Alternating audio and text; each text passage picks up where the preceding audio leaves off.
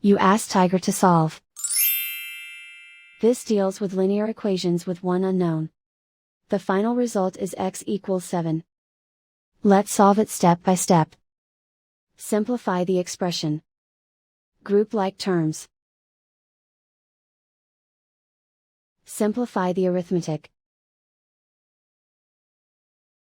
Group all constants on the right side of the equation. Add 3 to both sides.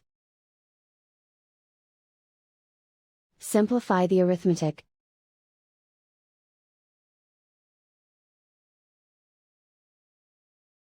Isolate the x. Divide both sides by 6. Simplify the fraction. Find the greatest common factor of the numerator and denominator. Factor out and cancel the greatest common factor.